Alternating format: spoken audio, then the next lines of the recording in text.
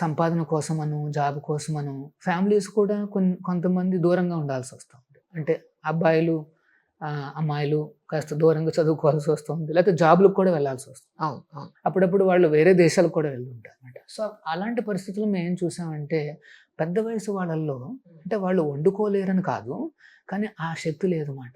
అవును. అవును. అట్లాంటి వాళ్ళు చాలామంది ఉన్నారండి. వాళ్ళందరూ రెగ్యులర్‌గా రావడం మేము చూసాం. తర్వాత లైబ్రరీస్ పక్కన మాకు కొన్ని కౌంటర్స్ ఉన్నాయన్నమాట. అక్కడ మేము గమనించిందేంటంటే, ఈ స్టూడెంట్స్ అందరూ కూడా భారీగా వచ్చి తింటారు. ఓహోహో! ఏమిటా అనేసి మేము గమనిస్తే వాళ్ళేమన్నారు అంటే, సిటీలో గాని, ఒక పెద్ద టౌన్‌లో గాని ఒక మీల్ తీసుకోవాలి అంటే మినిమమ్ రూ. 60, రూ. 70 ఉంటుంది. అవునండి. 3 పూట్ల తినాలి అంటే వాడు ఒక 250 దాకా ఖర్చు పెట్టాలి.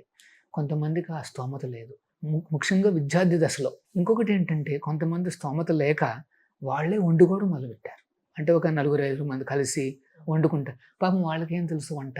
ఎంతని వండుకోగలరు? సో, ఆ లిమిటేషన్స్ అన్నీ ఉన్నాయన్నమాట. ఈ పథకం రావడంతో ఏమైందంటే వేలాది మంది ఈ ప్రోగ్రామ్ తీసుకొని they are able to spend more time on education అన్నమాట.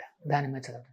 అది ప్లస్సు కొంతమంది కన్‌స్ట్రక్షన్ లేబరర్స్ అని, ఆటో వాళ్ళు గాని, లేకపోతే కొంతమంది డ్రైవర్స్ అని గాని, అంటే ఎవరైతే బడుగు వర్గాలు ఉన్నారో వాటికి చాలా ఉపయోగం అన్నమాట. కొంతమంది ఆటో డ్రైవర్స్ కూడా మాకు చెప్తుండేవారు. అప్పుడప్పుడు మేము మా ఇంటికి దగ్గరలో ఉంటే సరే. కానీ ఎక్కడో ఉంటారు. మరి వాళ్ళెక్కడుంటారో తెలీదు. ఆ సమయంలో ఇట్లాంటిదేమన్నా మాకు లభిస్తే చాలా బాగుంటుందనేసేసి వాళ్ళు కూడా చెప్పడం జరిగింది.